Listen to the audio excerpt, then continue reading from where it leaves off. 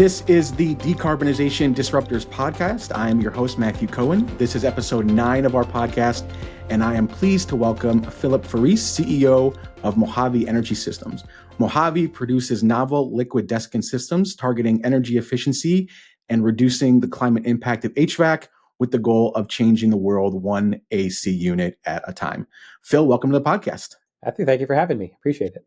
Yeah, I was excited to talk to you. We were talking before we started about the energy around your company and all the buzz we're hearing. I was at the AHR Expo and saw great energy from your presence there, and I'm excited to see kind of what you do. And before we get into Mojave and all the great work you're doing there, I wanted to talk about your career a little bit and kind of your background. Having really an extensive background in the clean tech space, I was curious kind of what drew you to energy and sustainability, what drove you to take that on as your career trajectory? Yeah, certainly, Matthew. So I was working on a career in academics, planning to be a physics professor, and I decided to kind of pivot to something kind of more impactful in the near term, and ended up at McKinsey & Company, the consulting firm, and I had the great opportunity to work on a publication that we had done called Unlocking Energy Efficiency in the U.S. Economy. And that really looked very broadly across all sort of energy efficiency opportunities. It was actually a response to a lot of pushback that was out there around, hey, if these opportunities are real and if energy efficiency is really a thing, the economy should be efficient. Everybody should be doing it. That's crazy. The easiest way to summarize that work in a sentence is, people say, if there was a $20 bill lying around, somebody would pick it up. But if it's 2,000 pennies, nobody bothers, right? And that's sort of the challenge of energy efficiency and the climate impact you get from that. And that's, myself just being a person also who's sort of into efficiency and into doing things kind of as, simply as possible, got just really excited about the fact that you could sort of benefit the environment, improve customers' user experiences, and all that, frankly, without sort of the investments that you look at making when you're talking about, carbon sequestration or things like that. We're talking not about costs to reduce carbon, but actually energy savings to reduce carbon. And that just seemed like a win-win-win for everybody and got me excited about it. And it really is an extensive background. I noticed one of the things that really you focused on in your career was research and development, strategy leadership. And I was curious kind of your thoughts on, in your experience, what a product, especially a product in the clean tech space, needs to really be widely accepted into the market. Essentially, having a disruptive technology without disrupting everybody's behavior and lives. How do you navigate that? And what's been your experience around creating something that has mass appeal when it might be a novel technology? Yeah, a great point, Matthew. I think that's sort of the key to my approach and the approach of Mojave. I would actually not consider Arc2Dry, Mojave's first product here, to really be disruptive in the way that it was said by all the business school professors back then, like Clay Christensen was sort of the lead of that. He talked about entering a market from below and just finding these sort of people who are overserved, if you will, and then kind of disrupting and changing things up from there. He also wrote a book that I think has been less well recognized lately called The Innovator's Dilemma. And that's much more sort of our approach here, right? We've developed a product that we think is what I would call kind of super dominant in a particular area of the market, right? So if you talk about HVAC overall, you're talking about $100 billion plus equipment market, other $100 billion in services, just huge market that fits a lot of different things. But then there's like segments within segments within segments. And so what we've done is we found a segment which is called the dedicated outdoor air system, right? That is arguably the part that's sort of most important for keeping you comfortable in a commercial setting or a multifamily setting where you're, to be comfortable, you need fresh air. Otherwise, you got to breathe your own carbon dioxide and all the gunk that happens in buildings. You got to get the temperature right. You got to get the humidity right. And that's sort of the work engine that does that. It's the hardest part, most valuable part. And so, from the beginning, Mojave started with that in mind. It's interesting. Some of the other innovators out there have followed in our suit, if you will, and are kind of pivoted to going after that market segment. But even within that market segment, one thing that our product does very, very well that really no other product can do like ours is getting to kind of even drier conditions that you need for like grocery stores, for hospitals, for any kind of outpatient surgeries, things like that. And so this approach at innovation, right, this sort of like find an area where you're just going to knock it out of the ballpark and then expanding from there is much more sort of our approach. And so we're really trying to solve these business problems and these customer problems at a cost that's frankly, much more cost effective. And we're not asking customers to kind of sacrifice in order to get there, neither their pocketbooks nor their kind of comfort or user experience. And talk more about, Mojave's technology, specifically how you're leveraging, liquid desiccant technology, which is becoming much more prevalent and we're seeing it more and more, how you're applying it kind of produce that next generation of air conditioning system. Yeah, certainly. I mean, fundamentally, what Mojave is trying to do here is change the nature of air conditioning. And this is sort of the approach that we're taking in our first bit here. An air conditioner is, I would call a one directional heat pump, right? It moves heat from air that you want to be cool and dry to some air that you don't care about, typically outside your building, right? And it does a great job of moving that heat out. There's pretty much nothing like it. And you see people trying to innovate sort of that process. And it's very hard because even though it's a 120-year-old technology, it's a great technology. And so, further ironically, the reason that technology really emerged back in the days of Carrier, who started it, was to manage humidity, specifically, also interestingly enough, for a printing process and whatnot. And what made that technology so important at that time and through about the 1980s was it can move that heat, like I just mentioned. But when you get sort of some surface down below what's called the dew point, you're also going to pull moisture out of the air. And we all sort of know this intuitively. If you ever wake up on, a kind of a cool spring or fall day, you see dew on the grass, which is where dew point comes from. If you have a cold beverage of your choice, right, sitting here with ice in it, it's typically going to pull moisture out of the air, and you just get all that moisture on the outside of the glass. That's exactly what makes sort of the air conditioner or the vapor compression system so special that it could do that. And it was a great job until about the 1980s or so, and that's when we really started changing how we kind of built and how we use buildings. We did a much better job with everything we do in them, insulating them so you're not getting heat from outside, better windows, better doors, and also what we do inside, right? So I'm sitting underneath LED lighting today that uses a fraction, right? A sixth or something like that of the amount of electricity we used to use. And all that wasted energy was heat that you had to get out of the building. You don't need to do that anymore. And so now that very wonderful technology, the heat pump, in order to get that moisture out, it's got to get all the way down cold like I described. It actually makes the air too cold for the building. And so then we've all kind of felt this. It's the middle of the summer. You walk in Miami into some restaurant, you got to put on a sweater because it's so cold in there. And you're sneezing, 90-degree heat. Exactly. So it's ironic and it's wasteful and it's terrible. So what we've tried to do is basically take the best of two worlds. So we still use that heat pump to do that cooling and do all that work that it does so well. But then what we do is we kind of cut a corner and put a second system in there, a liquid desiccant system, which sounds fancy. You actually know what a desiccant is, just the way you know what an air conditioner is. If you've ever bought, electronics or shoes or vitamins or anything like that, you get this little gel packet in there. That's a desiccant. That's a solid, so it just pulls moisture out of the air. Liquid desiccants sound like really fancy and scary, but they're not. The most well-known are the Great Salt Lake and the Dead Sea, right? That is just really salty water. It's exactly what Mojave uses. So we just take some really salty water and we turn that into a cycle where that water just pulls the moisture out of the air that you want to get nice and dry and cool, and then kind of moves that moisture out just to that exact airstream I talked about before that you're throwing away outside the building. And our system just uses the energy that would otherwise be wasted in that heat pump to take that desiccant and dry it out again. And so we're able to basically dial in exactly the conditions you want, the temperature, the dew point that you need for your building, whether it's, again, a hospital or an office building or a school. We're able to just get you exactly what you want. And again, at a price that is basically right in line with what you pay today.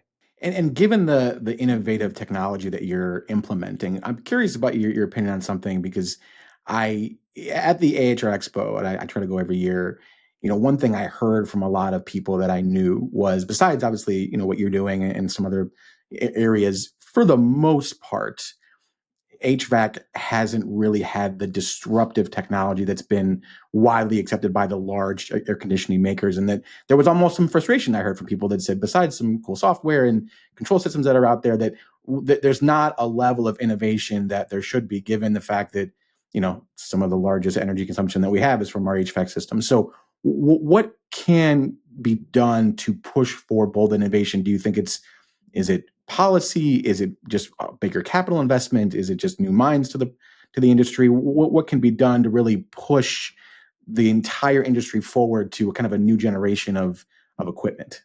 Yeah, Matthew, it's a very difficult question to answer because it's sort of very nuanced and subtle and complex, but I'll give it my best shot here. There's one sort of quick answer, which is if you just look at the total number of dollars that have been spent in this area compared to something like, aerospace or technology, it's pennies on the dollar, right? The fractions of a percent. So certainly getting more investment dollars in would be very, very helpful. But that's not enough. That was, back to my days at McKinsey. One of the things we learned there was there's all these barriers to energy efficiency. And unless you have a technology, a product, and frankly, a business model and support of the industry to make those changes, if you can't overcome all of those barriers, you just get stuck.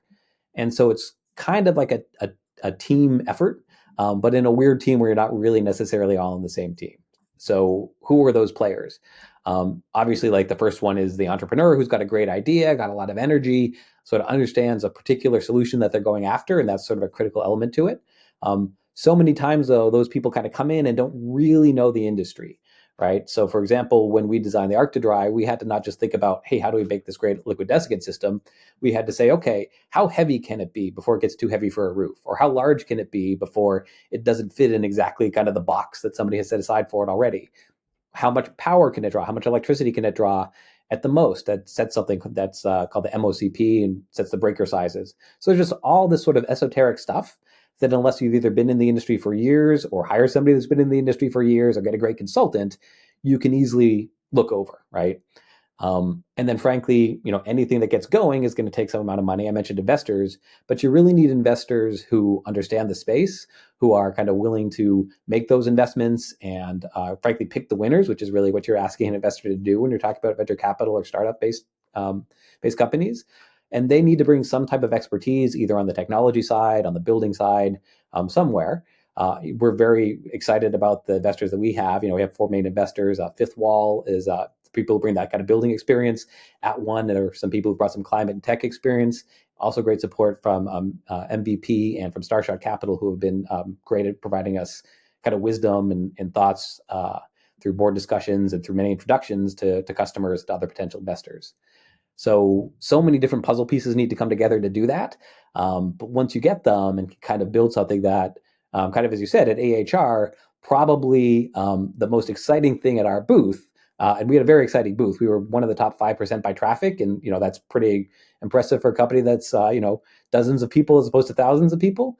But the most encouraging piece of feedback that we got from people was like, "Oh, yeah, it looks like an air conditioner," which sounds kind of lackluster. But when you're talking about many people who've tried to innovate and have these barriers and get this look of like, yeah, I don't think I'd put that on my building, being told like, oh yeah, I get it, looks like an air conditioner is really encouraging. And one thing that you mentioned in that is, I mean, is it just as much of a domain industry knowledge issue? Because as a recruiter, I mean, that's all I do, right? Are there not enough people kind of going into this area where their expertise in mechanical and electrical engineering and all the things that go along with, building something as innovative as what you're doing, is that just as big of a piece of it as essentially funding? Yeah, two parts to that. So certainly recruiting is a challenge. I always say when you're a startup, you have two things: you have your ideas and you have your people. And you already got the ideas, so you got to get the best people that you can to do that. So finding people, exciting them, frankly, getting them comfortable at taking a risk on a company that is this young and could run out of money or could fail in various ways. Can be challenging. So we really got a lot of help, again, frankly, from some folks at One who really help us find the right people, and we have a very, very rigorous interview process. So I think that's critical.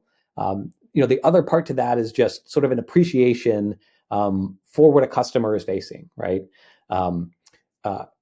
These are not inexpensive pieces of equipment. Like a particular installation is going to be, tens to hundreds of $1,000s of equipment, which sounds like a lot. But then you add the fact that, you're going onto your roof, so you got to crane these things up. You got to run the electrical, the ducting. You end up costing hundreds of thousands to billions of dollars to do one of these prices. So there's a big hurdle you need to overcome and a lot of things that you need to get right. And so kind of finding the people out there who are, asking the right questions and getting comfortable with your technology and then ready to make the investment. Another joke I often make is that in air conditioning, everybody wants to be third, right? So you got to find the people who are willing to be first and second, and then you got plenty of people who want to be third, but getting those people who want to be, first or second is also a critical part to success and to scaling. And is that just as much as part of creating greater awareness about curbing carbon emissions from the built environment? Because we talked about, the need for innovation, but I imagine you believe that, there's such a wide open space for deploying your technology. And so what can be done, not just for Mojave, but just as the industry as a whole, to bring more innovative technology into buildings themselves and create a greater awareness for people to say, listen, there's a lot of money to be, not just to be saved, but, there's a lot of profitability that can come from deploying these types of technologies in buildings, which, I think maybe in the US, we can definitely do a better job of that. So how can we improve that built environment technology space in general to get it more out there to the buildings that need it? Yeah, thanks, Matt. I mean, frankly, your work on this podcast is one of those things to help get the word out there, and I think we just need more people talking about it and recognizing how large a contributor buildings are to sort of climate impact. One of our kind of favorite facts that came out of a report that was done by NREL and a number of others was the climate impact of dehumidification in buildings is about the same as the entire aviation industry, right? And yet, if you look at sort of the zeitgeist and what people think about and talk about, in the news, much more focus on a very hard problem of kind of decarbonizing aviation, where I've got a ton more cost-effective and interesting ideas here for buildings. So really understanding the scope of the problems, prioritizing the things that are really big movers, like dehumidification, is certainly super important. And I think, part of that, like you just said, Matthew, is like understanding we're not asking people to take a huge risk. We're not asking them to make huge investment that's not going to pay back. We offer with the Arc-to-Dry payback times that are under a year in places like, Texas and Florida, under 2 years as you move further up the coast and into drier areas. But, very, very compelling value propositions that are great, again, investments for the people who are investing and making the choices in what facilities to put equipment into. Great for the people who are living in those buildings or working in those buildings, and just kind of win-win-win for everybody. And what do you see on the horizon then, as far as kind of the next generation technology, not just for Mojave, but just as industry as a whole? What's coming next? Is it a push for AI to more be predictive? Is it more different types of equipment? Is it more an integration of building systems as a whole to kind of see the whole picture? I mean, what do you see as kind of the upcoming things that we should hear about that would be exciting for you to implement? Yeah, so AI, I think we're at peak AI excitement right now. So we're, kind of the hype and then the crash curve and whatnot. We're probably coming up on a crash curve soon. So I wouldn't lean too heavily in that. There have been so many people that have been doing, we used to call the Internet of Things 15 years ago around buildings. There is a ton of data analytics that are out there. There's a lot of great control solutions. And kind of as you said, Matthew, like those have been slower to deploy than I would like to see. And part of it just comes down to, well, it's small amounts of money that add up over time. So there's sort of a bunch of that. I think it really comes down to a lot in kind of awareness and investment, right? I'd almost kind of pivot to that because there are great solutions out there for new buildings. There's great solutions out there for retrofits. It really is maybe a little bit less of a technology play and a little bit more of brick and mortar and getting it done and business system innovation and sort of those sort of things, rather than coming up with like a great new technology that's going to just cool so much better than a vapor compression does, because it's just such a robust technology. And I'd say same on the heating side. There's a lot of focus on heat pumps right now. I actually was just talking to another podcast about this. I think heat pumps are very, very promising for the future. But if you look at, today, changing in, say, burning natural gas on site in a very efficient furnace versus using a heat pump where you're taking electricity that was generated, frankly, a lot of the times by burning natural gas somewhere else, it's about break even today. It's going to get better. But that kind of highlights the need that to really make these changes just takes many, many people, many, many years to get everything in place. And so it's sort of like, when it's time to make a decision, make the best decision for the climate, make the best decision for your wallet. A lot of the times those are going to align and just get that kind of continued focus and kind of ball rolling in that direction. Yeah, it's so crazy. I started in this business 12, almost 13 years ago. And back then, I mean, if you could just see your data in the building, like that was a huge leap forward. And that was what was going on. And now we've just seen this trajectory. And I feel like if we can just get that next hurdle, we'll see some really awesome stuff. So, yeah, I mean, this has been awesome. I've been like following your company for a while now. Really exciting to see what you've been doing. In closing, anything else you want to share about what's going on now with Mojave or even upcoming that, our audience should know and get excited about? Yeah, now we're really focused on growing our installed base. So, we feel that the technology is very well proven. We've got 30,000 hours of field hours out there across 5 different sites. We got 4 more sites deploying sort of in the next months or so, and really looking to get about 100 units out there by this time next year, and have kind of the sales pipeline to support that. So we're super excited just about getting things moving. I'd say for any engineers or building owners who are interested and out there, we are going to be at the trade show you mentioned again, the HR trade show again in February, this time a bit warmer location. We're going to be in Florida instead of Chicago, which was a little tough last year. So we'd love to see people there get hands-on equipment. We're going to have our new heat pump version. So I just mentioned that that's a solution for the future, but we are trying to get that done today as well because a lot of people want it. So we'll have that unit there. And of course, if you're a privately held company, if you're looking to invest in a great company that's right on the cusp of growth, love to talk to people too. Always interested in giving people an opportunity to invest in us and support us. Great. And we'll for sure have a link to Mojave's website in the description in the video below. And so, again, thank you for taking the time to do this. Really insightful. Love to see what you're doing. Excited to hopefully meet you in person next year. And thanks again for taking the time to do this. So this is the Decarbonization Disruptors Podcast, and we will see you next time.